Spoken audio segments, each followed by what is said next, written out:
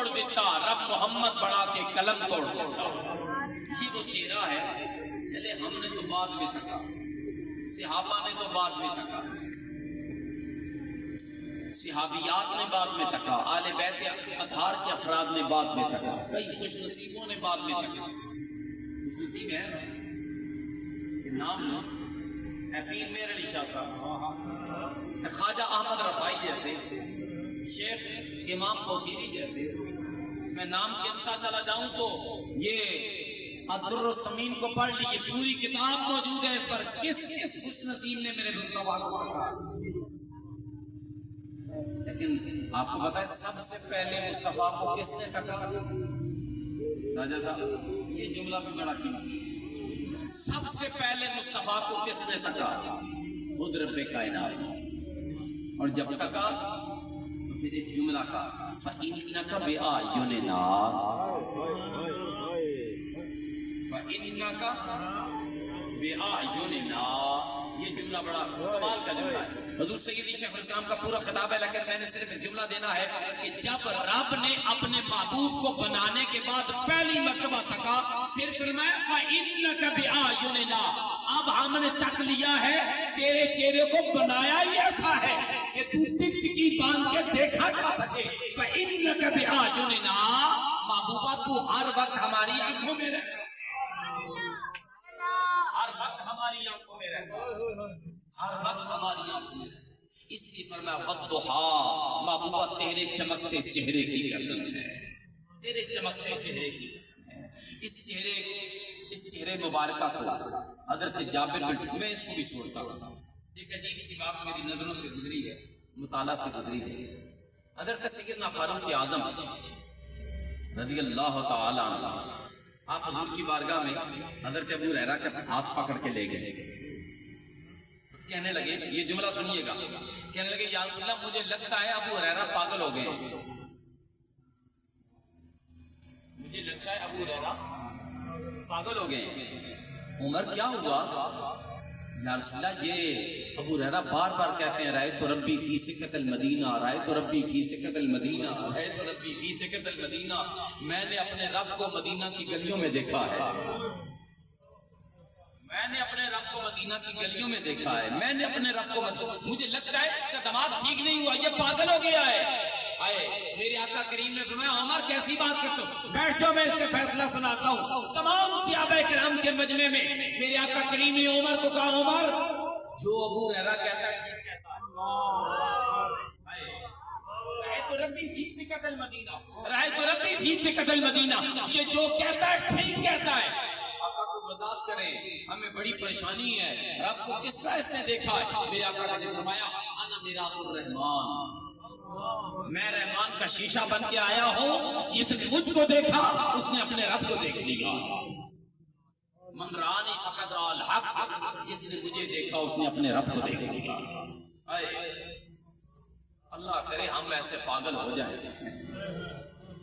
ہمیں یہ پاگل پن مجنون پن نصیب ہو جائے. اللہ اکبر, یہ وہ چہرہ ہے, اور اس چہرے نے صرف خود ہی اپنے آپ کو روشن نہیں کیا, یعنی اپنی روشنی پر ہی ناصار نہیں, بلکہ یہ چہرہ ایسا تھا جس نے بھی ان کو تکا وہ آگے اتنا روشن ہوا, اتنا روشن ہوا کہ کائنات ان سے روشن ہوتی چلی گئی.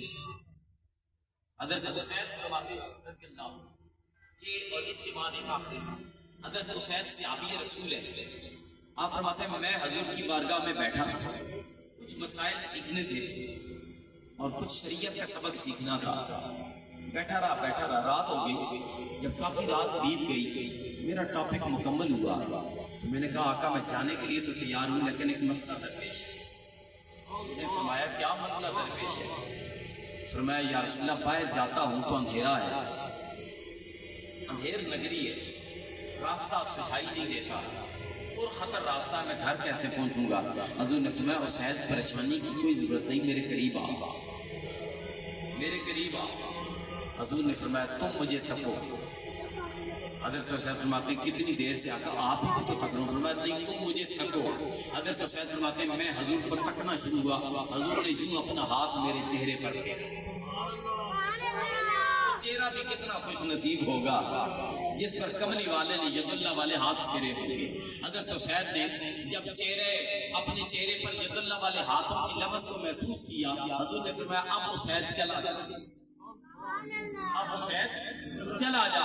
حضرت حسین فرماتے ہیں بس مجھے ہاتھوں کی لمس کی خوشبو تو محسوس ہوئی، لیکن میں نے یہ جانا کہ جب میں نے ٹکی باندھ کے مصطفیٰ کے چہرے کو تکا ہے، اس کے بعد اللہ نے میرے چہرے کو ایسا بنا دیا میں جب بھی کسی اندھیرے میں نکلتا تو اللہ میرے چہرے کی وجہ سے ہر جگہ اجالا ہی اجالا کر دیا.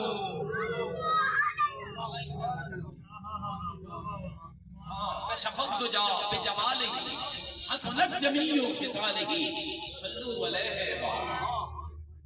نقصان ذی وقار امام اعظم ابو حنیفہ کے ایک شاگرد تھے، امام محمد حسن صاحبانی نام ہے، پورا نام تھا محمد. اللہ راجہ صاحب ان کو بھی اللہ نے بڑا حسن دیا تھا، بڑا حسن دیا تھا، اور اتنا حسن دیا تھا کہ وہ اپنے چہرے کو ڈھانپ کے رکھتے تھے. بولی اپنے چہرے کو ڈھانپ کے رکھتے تھے، ان کے چہرے کو کوئی ڈائریکٹلی تک نہیں سکتا تھا. امام محمد کے چہرے کو کوئی تک نہیں سکتا.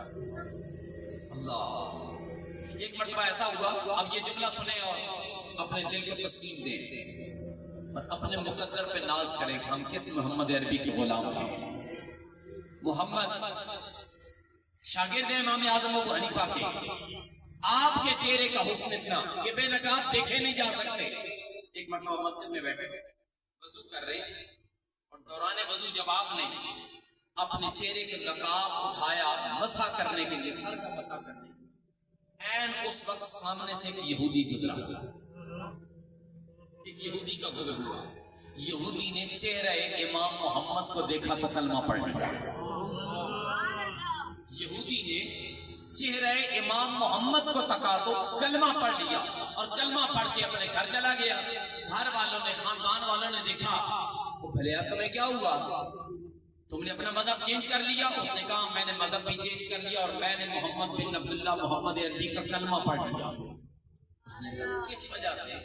کسی نے تبلیغ کی ہے، کوئی موٹیویٹ ہوئے ہو، کسی نے موٹیویشنل گفتگو کی ہے، کسی نے موٹیویٹ کر کے تمہیں اس طرف راغب. اس نے کہا نہیں، یہ کوئی بات ایسی نہیں ہوئی. میں نے ایک شخص کا چہرہ تکا، میں نے ایک شخص کا چہرہ تکا، اس کا چہرہ پڑھ کے، اس کا چہرہ دیکھ کے میں نے کلمہ پڑھ لیا. انہوں نے کہا بھلا ایسے بھی دنیا میں کبھی ہوا کہ تم کسی کا چہرہ دیکھ کے اپنا مذہب چینج کر لو؟ اس نے کہا اگلی بات سنو، میں نے اس موقع پر اس وقت کے امام کا چہرہ تکا جس کا نام محمد ہے، تو میں تو یہ سوچ کے کلمہ پڑھ گیا اگر اس دور کے محمد کا حسن کا یہ عالم ہے تو جو اصلی محمد ہے اس کے حسن کا عالم کیا ہوگا. اگر اس دور کے محمد کے عالم حسن کا یہ عالم ہے تو وہ جو اصلی محمد ہے ان کے حسن کا عالم کیا ہوگا. میاں محمد بخش نے کیا خوب کہا تھا، میں محمد ٹھگ دے لوگوں، میں محمد چور، میں محمد ٹھگ دے لوگوں، میں محمد چور، جس کا دنیا کلمہ پڑھتی ہو محمد ہو.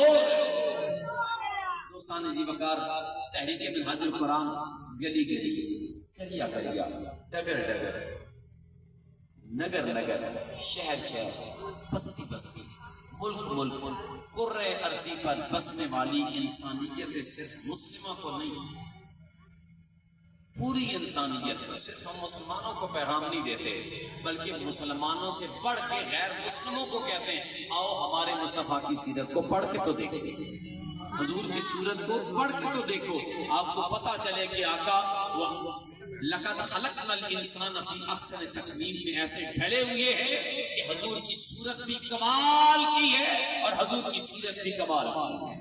اللہ پاک ہمارے ان نوجوانوں کی اس کاوش کو قبول فرما کر حضور سیدی شیخ الاسلام کے فیضان محبت کو عام فرمائے اور ہمیں سرکار دو عالم صلی اللہ علیہ وآلہ وسلم کی صورت کو، سیرت اور آپ کے کردار سے سبق لے کر اپنی زندگیوں کا اجالا ہمیں نصیب فرمائے. باخر دعوانا